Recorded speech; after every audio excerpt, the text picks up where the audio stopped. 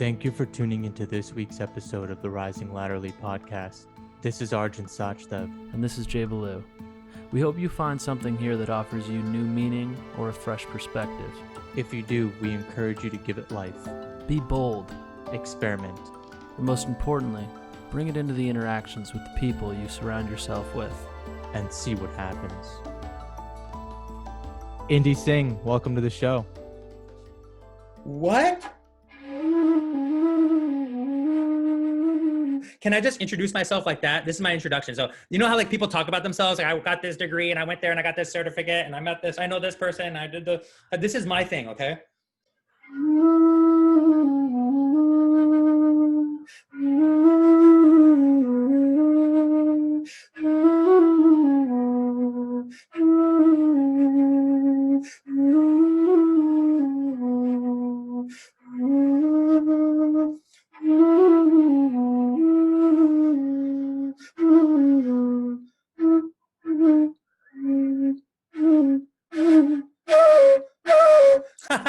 Nice. There you go. Add that little like, woo, woo. Yeah, the flourish at the end. So did you see I talked about my mentors there. I talked about my certification. Did you get all that? Yeah, absolutely. All the projects that you're working on. Yeah. So then, and I then basically you know you. Yeah, but did you get the websites? I also added the websites of the certifications and also like the geolocations of the places I met these great teachers and gurus. Yeah, we'll put it in the show notes. Yeah, definitely. Well, that was the introduction of the year so far. That was awesome. Now, I guess there's a lot to talk to you about because music's a little bit of what you do, but you're also working on a bunch of different projects. I know you and I have actually started connecting recently after we had Chi on our episode, on our podcast a few episodes ago. So it's interesting because I did a double take because you call yourself a lateral thinker. Now here I am like thinking about our Rising Laterally podcast. I'm like, this dude thinks he's a lateral thinker. I need to know him. So why don't we start there actually? What do you think it means to be a lateral thinker? Well, first of all, I would like to say that I always question, I'm always wary about people who say they are what they are, you know? So like me saying I'm a lateral thinker, don't trust it. Like, don't believe me, right? Because like, I don't know, I might not be. And like, I might be totally like bullshitting everybody and myself. And I deal with that all the time. Like, wait, hold on. Am I actually like a fucking inventor? And am I also like a legendary like human being? I like question it sometimes. Yeah. Yeah. Is that weird? Healthy. Yeah, for sure. No, I think that's probably a smart thing to do.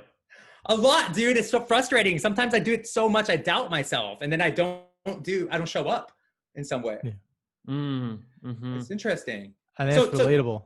So that being said, to answer your question, like I think like a part of lateral thinking is like always exploring and seeking more knowledge and more wisdom and like and like if something interests you and something sparks your curiosity, diving into it, you know, fully with so much love and intention, and also being welcome to be kind of be in service of that knowledge. So if you do, the right teacher comes around, the right book comes around, you kind of like surrender to it. You don't have to surrender to a person. You can surrender to a book and knowledge. You can surrender to the YouTube videos, Khan Academy. Like you can surrender to all digital interfaces as much as physical ones these days, right? So, absolutely. Right.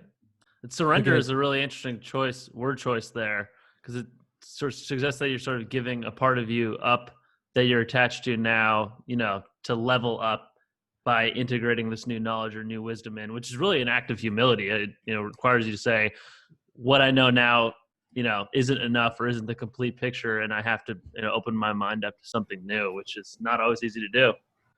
No, man, that's tough because also we love who we like. There's like this weird game we're playing where we need to love each other, like love ourselves, like to be able to love better in the world. Like we got to love ourselves, but then sometimes there's a part of you that like, it has to be okay with changing. So then you have to let go of what you love to become something different, to grow, to gain a mastership in something don't have one in right now.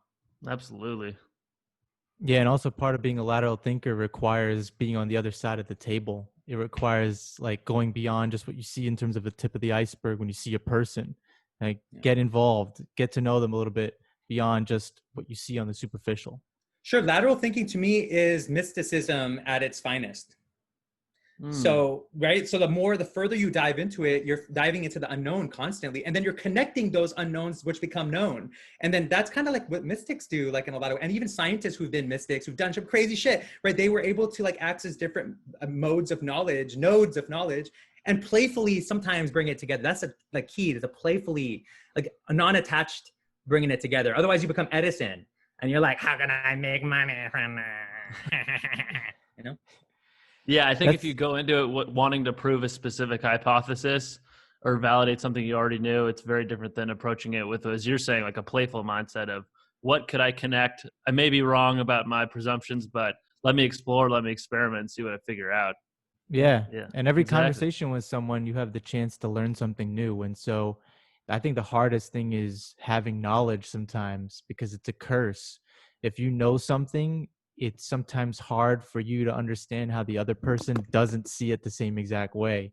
Oh yeah. So, but in terms of what you're doing, I know you're working on a handful of projects. And really, when you think about everything you're doing, there's several threads that you can kind of pull from them. It's really what you're trying to do is what all good humans should be doing and what the conscious ones are trying to achieve. So not only in terms of giving back and the service that you do, but in terms of a mindset, in terms of being intuitive, in terms of trying to gain intelligence, as we just talked about, in terms of, aiming to be impeccable, being intentional, Mhm. being inventive, and then being Mhm. integrative and bringing it all together. So you have a lot going on in your world. How is it everything coming together for you right now? And what's the journey been like? Man, that's a loaded question. You guys really do a lot of rising laterally here, huh? We do. That's the name of the Gosh, game. man, better next time I gotta remember to like have some tea or mushroom tea or something ready to go if we're gonna rise this laterally. I'm talking about reishi mushrooms, okay, Shaga, okay? We're not fully decriminalized yet, right? Not yet. Getting there though. But that being said, we'll talk about that in a bit. I got some opinions I would love to share. Like I'm diving into that one more lately. But I would like to share that, like it seems that like as I meditate and I sit in prayer in my own like connection to the universe or God or whatever you want to call it, like I consistently like be like this connection happens where like how can I serve this creation better? Like constantly, like what can I do to like be of more service? How can I apply my knowledge, my resources, my passion, my energy, my love, whatever it is, in more effective way, my relationships with people, right? How can I turn it into service for this creation, whatever's going on, bro? I don't know. It could be like it could be a computer program. It could not. It could be a simulation. It could be like actually many universe. It could be a dream. The whole whatever it is. The point is like, how can I be of service? And as I do that, and I like continue to research and learn and study from different modes and like learn from people and get mentorship, it seems that like these like every project I'm working on is like intertwined with each other, like but in a beautiful way that like it doesn't matter which one is works out, like they're all going to be supported through that.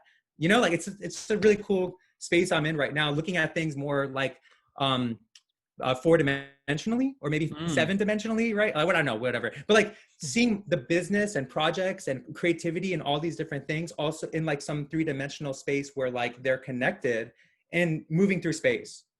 So if that makes sense. Were you always that kind of thinker? Or is that something that you've sort of nurtured over time?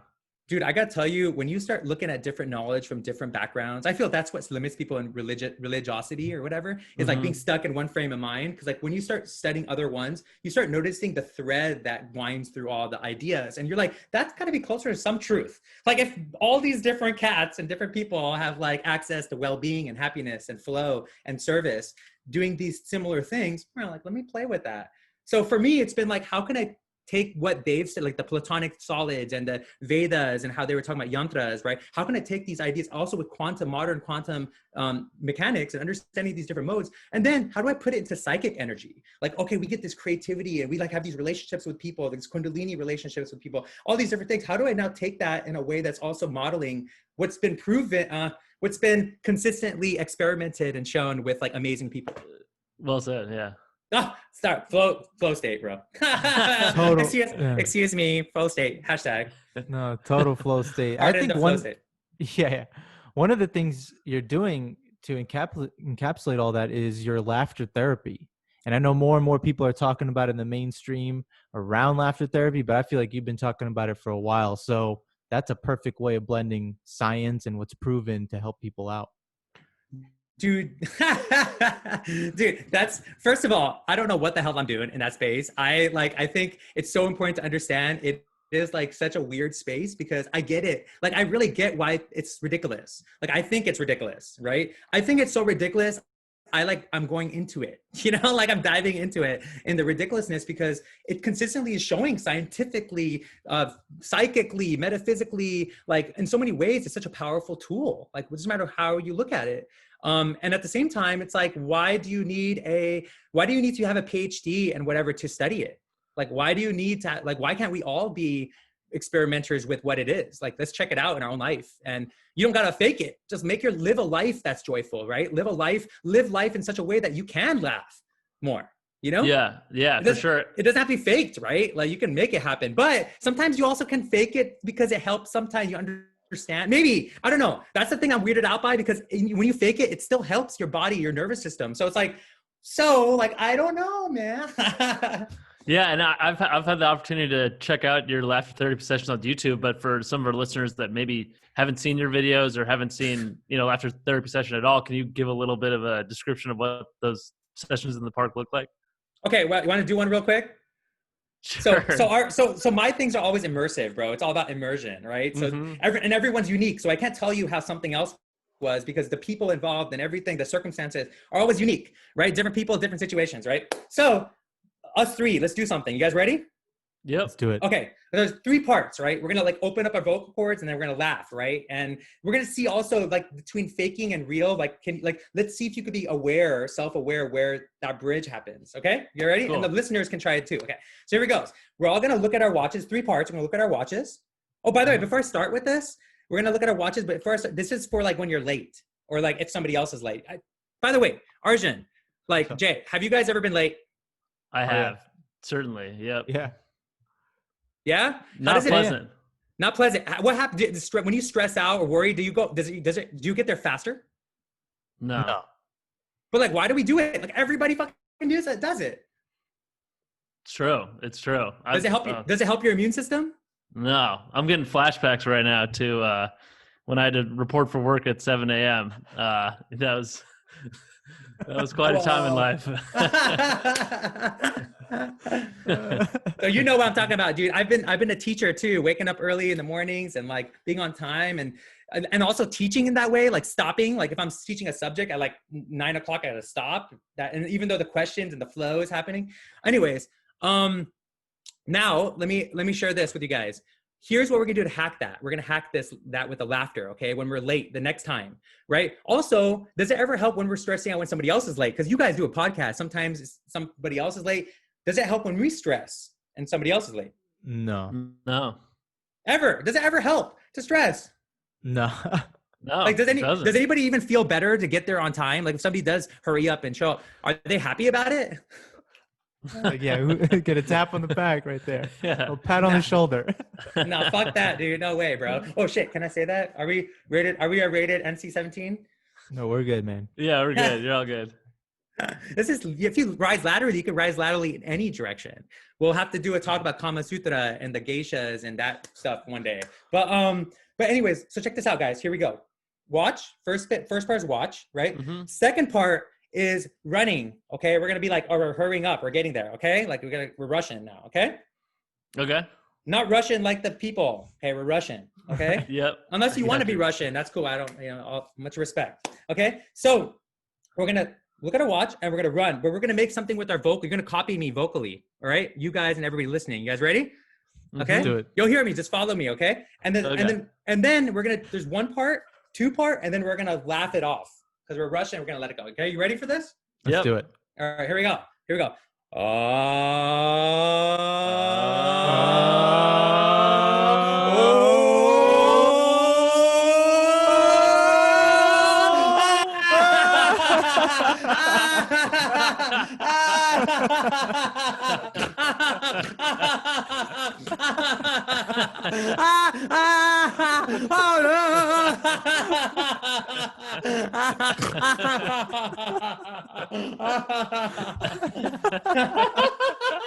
Oh my god!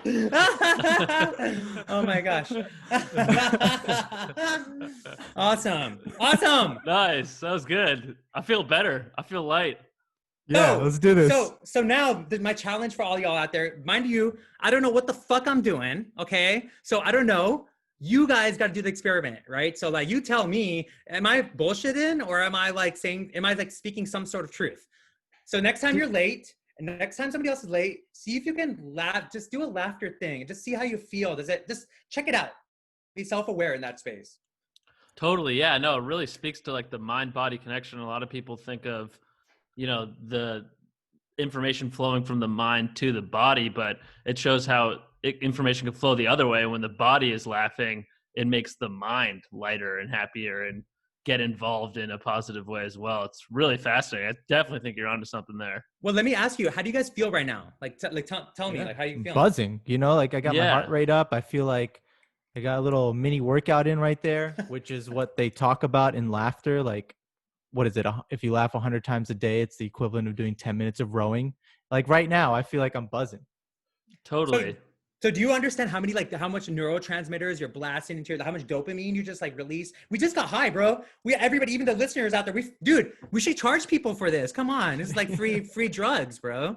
But that's a good point right there, because like it is a dopamine release. It is a way for us to hack, a substance abuse or dopamine abuse. Now we're all almost suffering from it. If I were to analyze the situation. Absolutely. Yeah. And I think you shared a statistic in one of your videos too about like how often babies laugh. Do you remember that?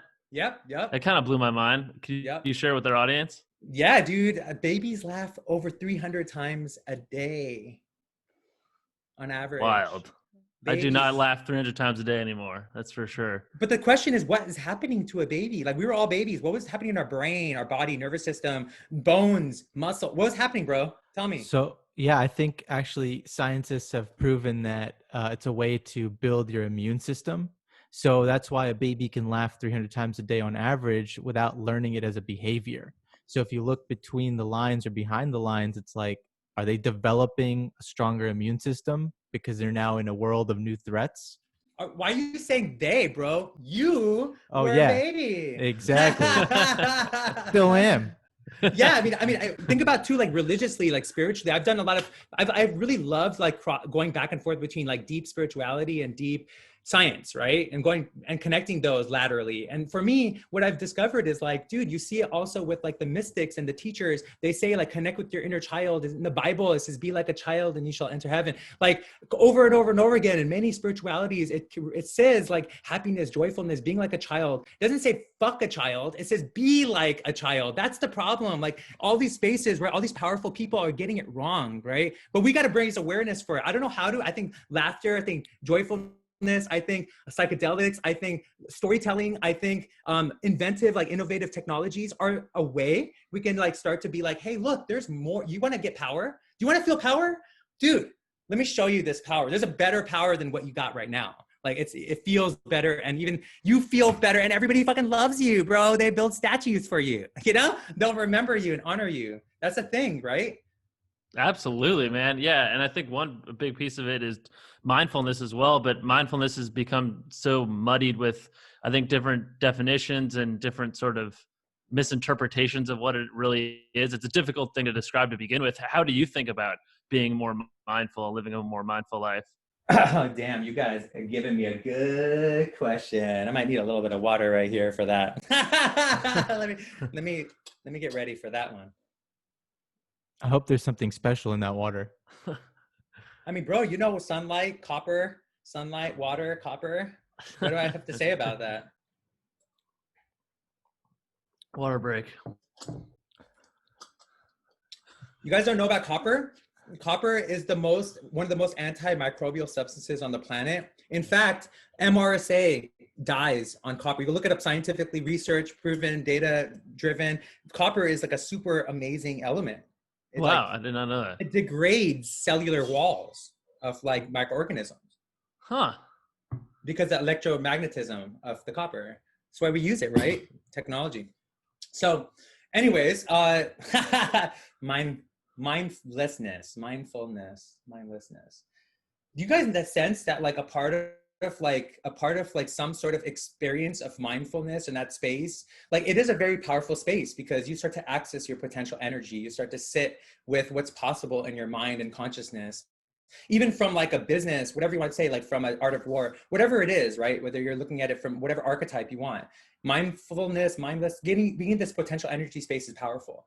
At the same time, mindfulness without like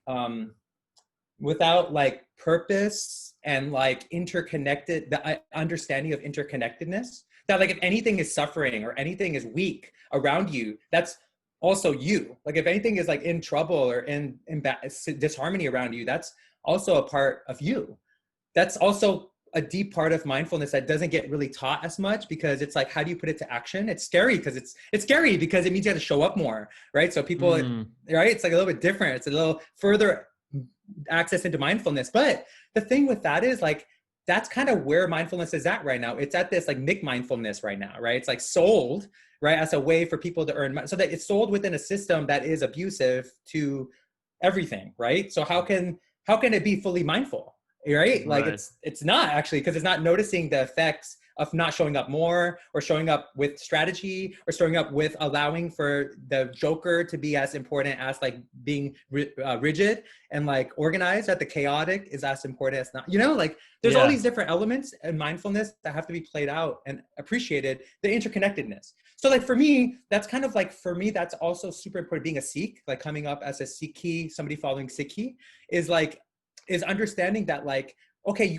might not be able to name what is going on. You might not be able to figure out, like, we don't know what the name, and Sikhi, we actually say, we don't know. That's how we meditate. Some of our prayers are like, we don't know what you are. Nice. It's like singing, like kirtan, based on like being like, we don't know, right? And like, here's like all this knowledge. And actually, some of the poetry is pretty dope, because it's like, here's like what the Christians say, and here's what the Hindus say, and here's what the Muslims say, and like, who's to say who's right or wrong? But we might never ever know, because it's beyond us. Whatever this energy is, just by us having our consciousness limits us from this vast understanding, right?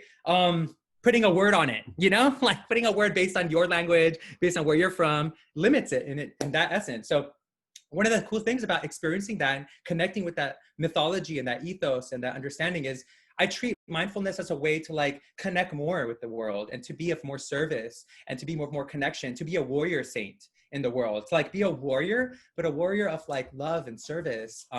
And at the same time of like knowing that like when we gain skills, we gain resources, it's like a video game, right? Like we're picking up badges along the way. We're learning like superpowers, right? Like we used to play all the Nintendo games and PS4 and all the Xbox. We are our own MMO. So like, whoa, now you're like superpower, you're picking up all these skills and research and badges, and you're making all these connections, teammates. Now it's time to show up as Avengers in the world. All right, where's like there's disharmony, where's like something off? Let's go in there and let's use these skills and resources to bring it to, I guess, equilibrium, harmony, right? Whatever you want to, what is that word, dude? What are we all trying to find, you know? I think it's awareness too, you know, it's awareness. And I think going back to the laughter thing, you're doing that. Like you are connecting with people through laughter. And that's why laughter is so powerful, because if you're in on something, you're laughing, then you feel included. But it's also powerful if you're the third person in that crew and you're not getting the joke and you're on the outside looking in. So laughter can go both ways. Oh yeah. Actually, you know, just thinking about how you just were talking about that and the energy coming out of it, I'm thinking to myself, and if anyone is out there listening and they feel like they're not a funny person or they don't have a sense of humor, I think that you can build that. You can grow that. You can put yourself in situations and just be more of yourself. Oh yeah. Oh yeah. It's definitely like everything, it's muscle practicing. I think laughter is like a really awesome like convergence of like a mental muscle, physical muscle, spiritual muscle, interconnect, right? Because like a part of it is like you start to notice that like, yeah, dude, you like all of a sudden life becomes lighter and more, you can deal with more. So you're spiritually stronger. And it's almost like being in a meditative state too when you're having a good laugh, because you're really not thinking about anything else beyond what's funny, and you're living, you know, at a point where your mind and body are in harmony. Like your body's laughing, your mind's thinking about what your body's laughing about. You're not like living in disconnect where your body's doing one thing, your body's washing dishes, and your mind's off somewhere else, like ruminating about something stupid you said earlier in the day. Like when you're laughing, you are totally in that moment on both planes. It is something definitely that brings you presence. You become like super present. Like even you guys, like obviously we're always self-aware, like especially when we're being recorded, it's gonna go out into the world. Like there's this weird like self-awareness that happens, right? But like even you guys, did you guys notice that there was a time during the laughter where you guys were not, there was a moment, would you were aware that you didn't care? Like you were beyond knowing you were being recorded? Yeah. For sure. Yeah. Yeah. Yeah. It took a little time to build up into that, but yeah, there was a moment there. So that's presence to me. Like that's like a good, like for me, that's a good definition of presence. When you're like, you're so there that you're not there. Mm-hmm. Does that make sense? Right. Yeah, No, absolutely. yeah, absolutely. It's that feeling. It's the feeling. It's like a floating feeling. Mm-hmm. So wait, what's your perspective on happiness? I think it's like pretty, like, it's like a pursuit. Like I like TJ's kind of like flow with that, you know, like it's all constantly a flow. It's constantly a pursuit. And a part of it is like it's like one of those yin and yang things, right? That within the pursuit is also happiness, like appreciating through the process, you then can be in a state of happiness by understanding you're pursuing happiness. Does that make sense? Totally. Absolutely. Absolutely. Yeah. No, I think, yeah, we've talked a lot about that, about how, life is part getting to the next thing. You can't stay in one place in life. You have to be expanding yourself. You have to be doing something new. You have to be embracing change. But at the same time, you have to be happy where you're at, which is a difficult thing to do when you're always in a state of flux and life is inherently transient. So it's paradoxical, but like you have to enjoy where you're at, even though where you're at is constantly changing, There is this really interesting thing in Sikh philosophy, at least what I come to understand with death, right? And when they talk about it in the poetry, they talk about like if you're always in remembrance of this, like the immense interconnectedness, this quantum field, whatever you want to call it, in whatever language you want to use, like if you're in that constantly in that remembrance, then like if that's how you like die, that's like where you go. You go to that vast remembrance, rather than like whatever happens after death. You're like you go with that understanding. It's a pretty interesting idea. Absolutely. I think knowing you can die at any moment is one of the keys to success as well. Like having that humble approach that this could be gone in an instant is there's top probably three. like there's probably like multiple dimensions right now where like crazy shit's happening, and this is the end of this one. Like right here. So look, thank you universe for being this universe. Like thank you, Exactly. this dimension. Exactly. So wait, what in terms of other things that you're working on? I know that you're big into helping people, not only homeless people, but folks in the prison system as well. Can you tell us a little bit about what you're doing there? I know that, bro. Yeah, just today I think you were posting about this, how you've been part of this GRIP program. Yeah. If anybody wants to read this article, maybe you guys can share it later, but it's an article I wrote that got published in this thing called Values of the Wise. A great a blog. And I talk about a story and I talk about it, but I think I'll share with you guys what's been happening over this the past few months is, I don't know if you guys know, but there's an outbreak at San Quentin, right? Like a COVID outbreak? Yeah, and Okay. they were kind of like really not cool about how like they actually brought in more prisoners into there. They actually brought in COVID prisoners into the San Quentin. It was like really weird. It was so not caring and aware that it was like causing more harm. Right. That's not good. And we could go in the whole another direction on that, but that whole world, like the whole justice system needs, like the people in the spaces of authority, they need some love right now, like compassion. Cause I gotta tell you, they're not well themselves. Like they are dying of heart disease at a rate that's way higher than everybody else. They're having issues with their families, right? They're having issues with sleep, right? Obviously, right? Think about it like metaphysically, right? Like if they're causing harm, and they're not improving the system, it's going to affect their subconscious. Yeah, no, it can be, very taxing for sure. And then they mean well, like, I mean, they want to be like protectors, right? Guardians or whatever you want to call it, right?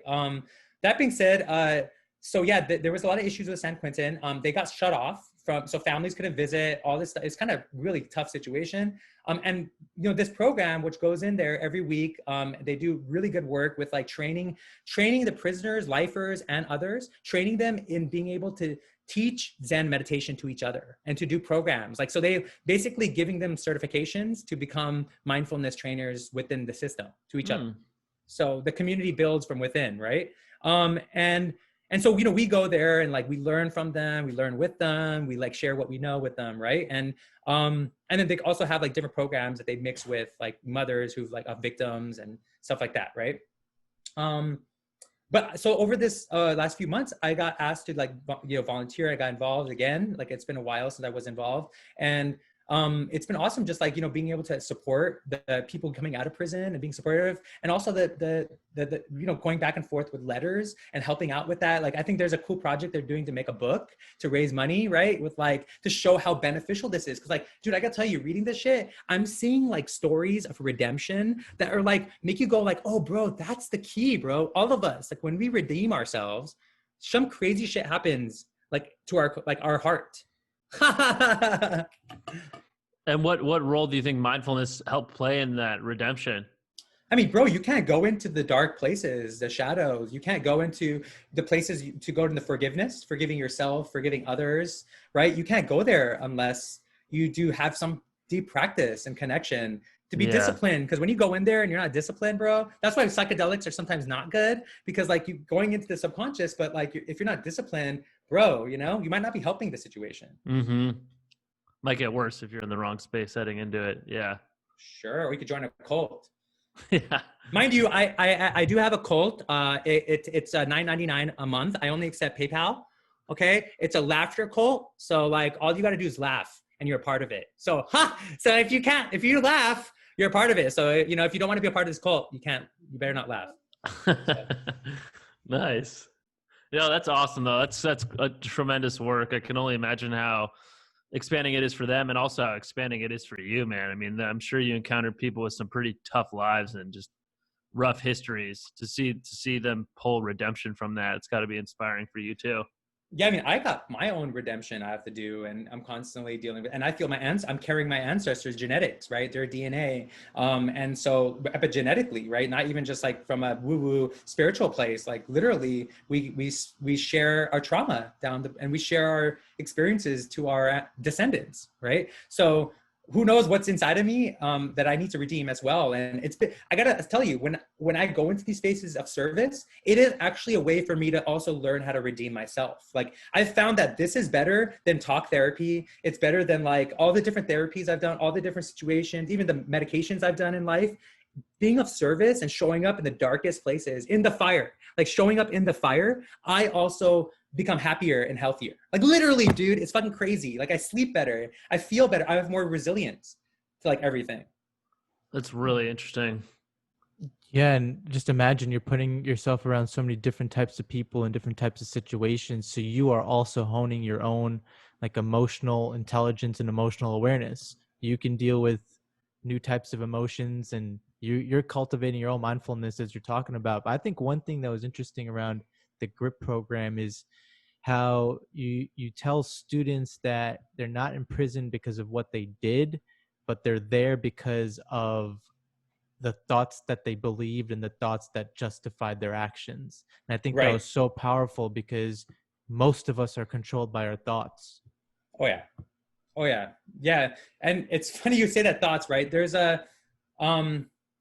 a cool meditation I learned. There's a Buddhist, I can't remember the exact Buddhist meditation, the name of it, but it was a meditation where you caught your thoughts. Like, before you say something, before your thoughts become words, like you start to identify your thoughts and then like start to like edit them before you use them, in your mind. And like just creating a practice, like whether you're talking to somebody or giving a direction, or you're just catching your thoughts. And it's interesting how like when you start catching them, you start realizing that you are not your thoughts. Sometimes they're coming from some place. So even like identifying and thinking about like, why am I saying that? Why am I about to say that? Where did that come from? What, it's pretty amazing. For sure. So certainly there's something interesting about thoughts that like seem to be floating around us, right? All the time, psychically, right? They might be like whatever, like reactions or whatever or something, and coming from different sources of information, but we choose to grab them and then eat them and then like project them. You know, like we choose it, right?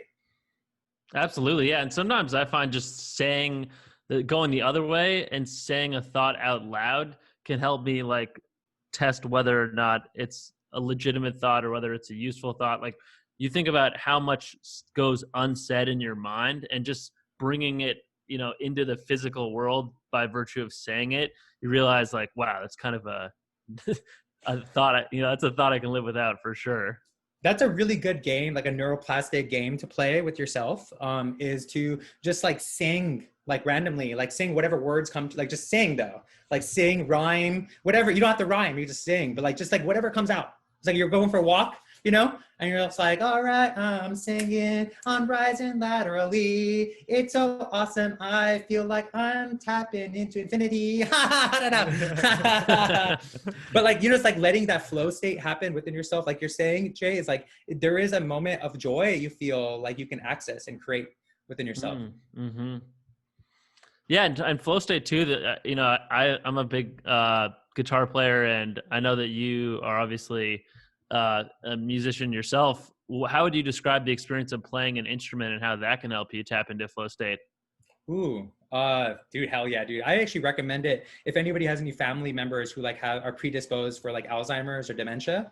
Like I really, especially dementia, like there's actually research that shows that music can even start to reverse some types of dementia because the neuroplasticity, right? You're creating, like it's impossible for us to determine actually, because it's like a electrical storm, right? Who knows how it's random in your mind too, in your mind, right? In your like brain. So certainly like music does that, right? It innervates this electrical storm that is not happening, or maybe it's been atrophied, right? Those parts of your brain. And so just even messing around with the instrument, my buddy makes these are like cartals. You ever seen these?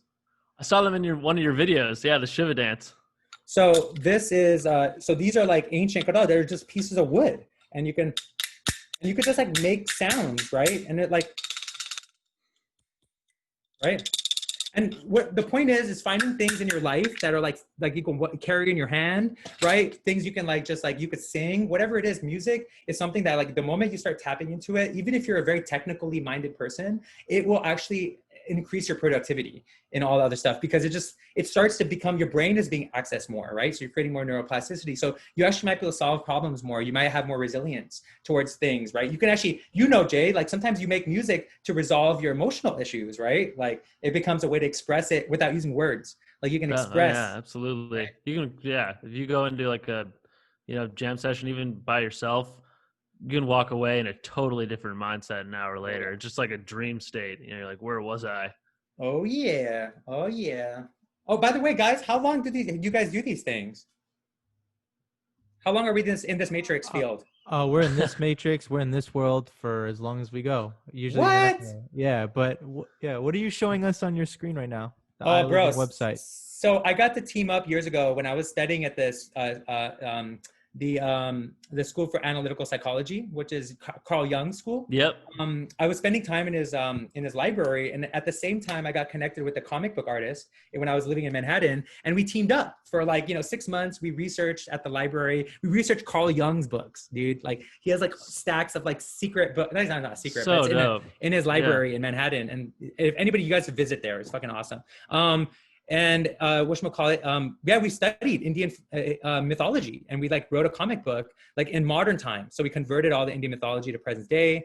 We kind of wrote as an interactive graphic novel, but like we did a Kickstarter, it didn't work out. And then like he got busy with life. Like he's a comic book artist. He got hired for some big company, that shit happened. We're just like, all right, we'll come back to this later. But yeah, it's just hanging out. Like I would love to make this into some cartoon or something one day. It'd be dope. We wrote 7 books, 7 chapters for the 7 chakras.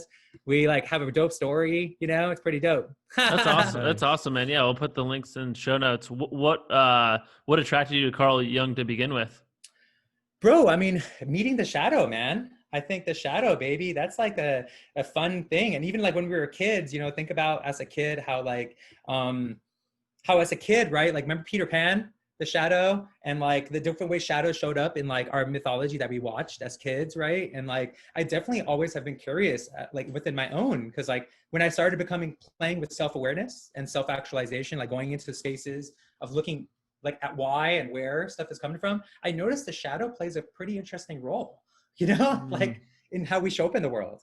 So were you certainly doing that through journaling? I mean, what were the techniques that you started to use to dig into your shadow? Because you're seemingly one of those cats who's going to show up, dive in, and stay at it. I get that. But how did you really discover some of your shadows? I mean, bro, I love writing, and like I mean, not writing, I love reading, and I love like taking notes and writing like based on like converting. So like I'm an eternal student, but by being an eternal student, you automatically can flip that and become a teacher. And good teachers are good at filtering information and then synthesizing it in a way that's more like taking the nectar of knowledge and, being able to like keep the nectar, right? So I've always been very good at taking anything I'm reading and like being able to convert it and actually do something with it. And like, I guess, kind of take the information and then like process it and ferment it. So I'm not just onto a next book. I'm like, all right, how do I synthesize and take it into the real world? How do I improve whatever I'm doing based on what I'm reading? Even if it's a fiction, bro, because even fiction stories have some deep emotional intelligence like ingrained in them. So absolutely. I mean, you can learn a lot about it just by watching a fictional character go through a particular situation. Actually, that's one of the things that, looking back on my own childhood, my own life, I wish I actually read more fiction growing up, because I think it would have impacted me in my mid to late 20s, especially in like when you have to work with people at work that you may not get along with in all situations and stuff like that. So yeah, it's definitely man. a way of encountering new personalities, and I definitely am an advocate for like taking time with books, and it sounds like that was the approach that you took and you take with your learning. I think there's more pressure now for people to read more, and there are sites that allow people to get like quick synopses on books, so they felt like they read a book in 15 minutes, even though they never actually cracked the cover. But I think if the book is worth reading, then it's worth reading slowly and worth reflecting on. That's how you actually get something out of it and like integrate it into your personality, especially fiction, especially psychology, especially some of the works of Carl Jung. There's no sense in flying through those books. Especially like when you start to see too, like we talked about earlier, the interconnectedness of even the ideas. And you see, that's why I like Carl Jung a lot, because he kind of like was connecting a thread, and he was like actually seeking, he was like a real seeker, seems like, and, like in seeking, he was finding some connected golden thread, and sharing it. And some of that golden thread was going into the shadow, like we're going into your unconscious, understanding mythology and how it plays into that subconscious, right? Understanding collective mythology, personal mythology, like playing with the mythology, and also understanding that that's kind of also gamification, right? Like I think that's kind of where I think today's modern world, we can start to connect modern understanding technology with this deep philosophical understanding of the shadow. It's like, hey, we are our own video game. yeah, exactly. Yeah, That's absolutely. hilarious. Yeah, I like that MMO metaphor you used earlier. It's true, man. It's What true. do you, We're all in the same interface. Yep. So that's kind of what we're doing. That's a good segue. That's what we're doing with there's two projects I've started. I'm a co-founder on, and those are both taking like actual things in our life and turning them into some sort of gamification, video game, putting a filter on something that's kind of like boring or tough or hard to go into. So which rabbit hole do you want to go down? Do you want to go down the civic engagement one or the social emotional learning one?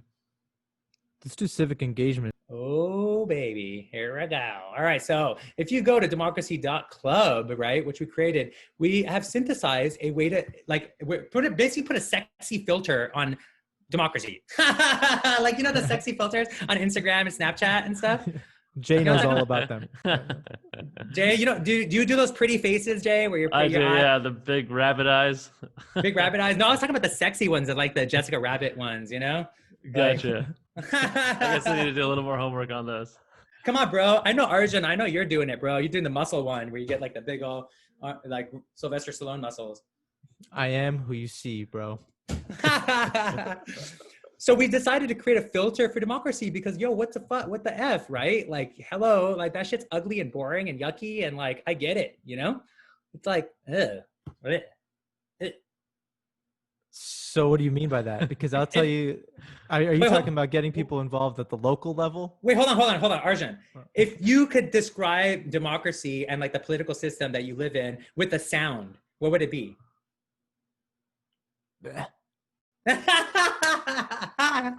What about you, Jay? I don't know. I'm undecided because I appreciate the fact that we have the opportunity to vote, but I think the problem is that we're playing such a small part in such a big system now that we really don't have a voice in the things that matter and like the things that are nearest to us. You know what I mean? Like Yeah. civic engagement locally has completely fallen off. So I give democracy like I guess one thumbs up and one thumbs down. No, you didn't answer the question, motherfucker. Hello. I said what? Make a sound. I'd say Wait, do it again. Wait, do it again. mm. I like that. It's very neutral, like, you know? Exactly. You're like Switzerland. Good for you, man. Switzerland's a good place. I would say this with this, right? Like think about Socrates had this great, was it Socrates or Plato? Oh, Socrates, I think, had this great quote, which was the punishment that the wise suffer who do not involve themselves in government is that they are governed by those less wise. Yeah, that's deep, but that's So like nails it. So if you're like if you're a lateral thinker, if you're smart as fuck, if you are like thought leader, if you're like a great human being, okay, whatever you are, and you're not involved, if you think you are, right? If you think you're like a pretty awesome human being and you're not involved, guess what's gonna happen? You're going to be run by people that are not wiser than you, quote unquote. Okay, so then we can't complain, right? Like if we're like being done, we're being done wrong, or like shit's whack, or it's not it's imbalanced, or things could be even better. Technology, energy, technology, speed, like our education, everything could be better. Police, if we were involved, more organized. Maybe that's if you're wise. If you're wise, right? Also, let me throw out another thing. It's funny that we make this noise, right? Like, right? That like, that's how I used to think. Like, that's the noise I made, like, right? Like thinking about like government politics. But I gotta tell you what, two things. That might be on purpose, so young people are not involved, right? Keep it that way. The second one is that like, yo, that's the shit that like the government and politics is what organizes resources. That's a definition of politics, is how you organize resources. Like what the fudge, right? So it's like, no matter what, even in your family, your friends, you do that all the time. You organize, if you have weed and you buy it with friends, you like you separate that out evenly or whatever based on what you pay, right? So no matter what you're doing politics, right? Like in some way, shape or form, because that's how you allocate resources. So if we're not involved in that, those are our resources, bro. Like we pay taxes, literally we pay into it, and we're not aware of where our resources are going. That's our bad, dude. That is definitely true. Definitely, yeah. Very little insight into where our resources are going. That's for sure. Right. So we wanted to create something that like is like a filter to like make that more transparent, while also gamifying and like giving people an opportunity. Like if you want to be involved, Arjun, if you want to be involved, Jay, anybody listening to this wants to be involved. Well, actually, we gamified it. So like you show up however archetype you want to be. You know, we're basing on the archetypes, like a Jungian archetype. So like you show up as the archetype, you can earn badges, you know, and you can switch it up. If you want to change it up and you don't want to be a guardian anymore, you want to be like whatever, you can change it up and be a mystic in the space or whatever. But the point is I want to encourage citizenship in a way where people can also enjoy it and earn coins, like citizen coins also, so they can earn something by showing up how they want to show up and being helpful, being supportive. Like, so if you're not rewarded by negative behavior, right? You're literally rewarded for positive behavior. You're not punished for bad behavior, right? You're rewarded for positive behavior. What happens if you do that? Curiously. The more positive behavior.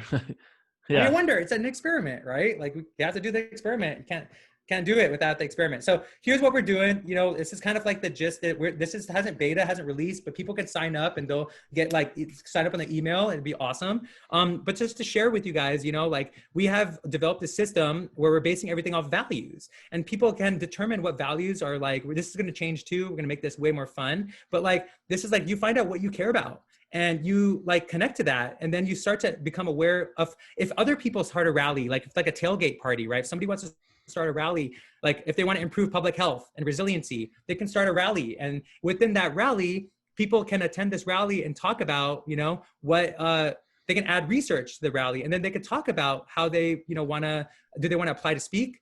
Do they want to send this to somebody who's like a scientist or somebody who has knowledge in the space or has experience? Do they want to invite the mayor into this space and be like, hey, yo, like we want to get this, you know, we want to immediately do something to help people, you know, during this, you know, pandemic, right? Like, so, and if I do something in my city, you upload your city, and you can also like, you can replicate what I did in your city. And like just creating a model that like actually allows people to take something to their city hall. So like, yeah, we meet up and we do this thing, we discuss how we could do something to help our community, but then we give you an action plan. We actually have developed a really dope way to kind of take people to a step by step. So you actually can show up in your community, like with a plan, with literally a fucking plan, you know? That's sick. That's so awesome. Step one would be to go to democracy.com or whatever the website is. Democracy, S-E-E at the end. Okay. Step right? one is that. Then democracy.club. .club. Okay. Join the club. And so from there, someone can enter their location or nearing neighborhood city. And then from there, they find a particular cause that they want to get behind. Right. And then from there, they have a choice to what? Do a virtual rally or in-person rally? So we're going to do the in-person rally after, when things get a little bit better. We might play around with it in the new year when things get like maybe warmer, to do it outside maybe or something, right? Following the rules. But for now, it's kind of cool because virtually now we can do all these cool things virtually. Let's take advantage, right? In fact, you can go to your city hall meetings virtually now, right? So we want to actually reward people. One of our cool badges is becoming a journalist, but more like a scribe, right? Like the more mythology of it. So people who want to show up to the city halls, they want to translate what's going on or maybe bring awareness to what's going on. And they could, like, if they post stuff and they put up stuff in our platform, they get rewarded. They earn coins. They could redeem those coins for dentist visits or for meditation classes or for being interviewed on a podcast. They could redeem I mean, we could do all kinds of cool stuff depending on how you guys want to give value to it. Like you guys can interview somebody and be like, oh, we'll accept 100 coins, citizen coins. That's really dependent on what kind of ecosystem we want to build, right? Kind of like playing off the cryptocurrency, basically. That's cool, man. That's really cool. Yeah, I like the way that you've integrated the Jungian archetypes into it as well. That's a novel way of gamifying it, but I'm a huge fan of Jung, so that really that would light my fire. And I could see you being able to play that a million different ways, with someone coming in as a healer, someone coming in as a warrior, championing a cause. As you mentioned, the idea of the scribe. There's a lot of different ways to build the mythology into it, so that's fun.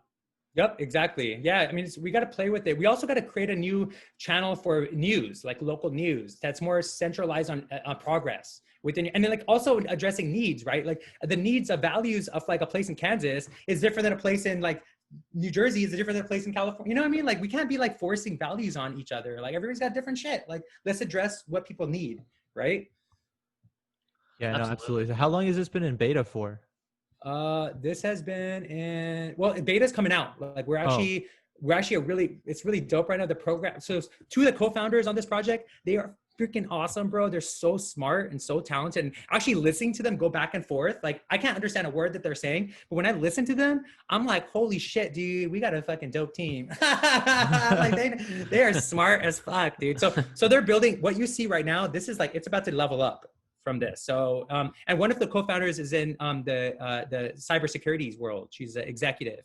So it's kind of cool to also be making sure we're watching, checking ourselves, right? That's the main thing, right? Making sure that we show up with integrity, but also showing up in a way that also is like aware, right? That like what could happen, right? So you could see that we really want to make these nonpartisan. We're going to kind of play with how we can like invite lobby groups, but like to do it in a balanced way. So like pro and con gets equal standing, right? So people can talk about what's pro and con equally, and they can, what's the right word? They can translate it better to each other, right? Layman's terms, because some of that shit's like hard to understand. So this is another thing. I would recommend all your viewers to check this out when you guys get a chance. We have a lot of pedagogy behind what we're doing. We are like bringing together different philosophies from around the world about politics, right? So we've studied Confucian politics. We've studied ancient Indian politics, the Cotelian era, which they were actually super abundant. That was like when like a lot of like really deep, amazing thought and progress in human civilization happened, right? So A lot of that stuff we're talking about, we kind of tap into also, you know, Alexander Hamilton's thoughts and theories. He was actually way more dope than people give credit for, you know, when it, especially for today, understanding how we can deal with today's time. We're doing with indigenous views of economics and politics that have worked really well for thousands of years for some of the indigenous communities in New Zealand and Africa. So there's a lot of cool stuff here. If you want to check out the podcast, the videos, the articles, I think we should, if you like care about your community at all, like if you actually care about your family, if you care about your like your wife or your husband, you care about anything, dude. If you're not involved in this, oh bro, it's not gonna, we're gonna be in a tough place for everybody in the future. So it's worth kind of diving into this with love, with laughter, you know? And energy. Yeah, no, we love it. So question for you as we wrap up here, with this in mind, it seems like it's a huge priority for you. What's some of the advice that you would share, or maybe some of the language that you would share with folks who are just fresh off of the election? They just went through a 4-year period where no one really saw eye to eye on many things. Where do you see this going forward, especially with this democracy in mind? What kind of language or advice can you share with people to start to, you know, understand the other perspective a little bit more? Man, that's an interesting one. I mean, I would say first and foremost, hold on. Let me make it rain real quick. Oh my God, my rain sticks in my bedroom. You guys hear that? We do, yeah. So I would say, as I answer this question, maybe I'll make it a meditation. And I will share how important it is for us to breathe well, to breathe like the ocean. You know, breathe deeply, breathe into your belly, breathe like the ocean waves are when they roll up to the shore. It's like for your own body, for your own consciousness. Doesn't matter whether it's politics or just sitting with yourself. Just showing up to breathe and be aware of your breath. And connecting with your inhalation like the ocean wave coming in, and your exhalation like the ocean wave going back to the ocean. And from this place, I'll share my answer to your question. But also I'll remind all of us how important it is to breathe, to be aware of our breath, connect with it, breathe deeply. That when we breathe deeply, it's amazing what we're doing to our nervous system. How literally our brain and our body starts working better. Your blood flow, when you breathe deeply into your belly, you breathe deeply out, you have a long exhalation before you take another inhalation, just like the ocean wave. When we do that, it's amazing what happens to our body. Take a couple of those breaths, and then I'll answer, because in my meditation, it seems that the happiest place to approach politics and what's going on and your community and addressing the needs of your family and loved ones and reaching for your dreams, like having your dreams be possible. For those that happen, there seems to need to be a synergy with politics, an appreciation, a love in politics, a love to be experienced while engaging in politics. So maybe we have to breathe first. First, we have to breathe deeply. So even when we're in the middle of the politics, we always can find this balance, this synchronicity within our body, this healthiness. Through the healthiness, we can access the happiness. Maybe that's an experiment to try out for yourself.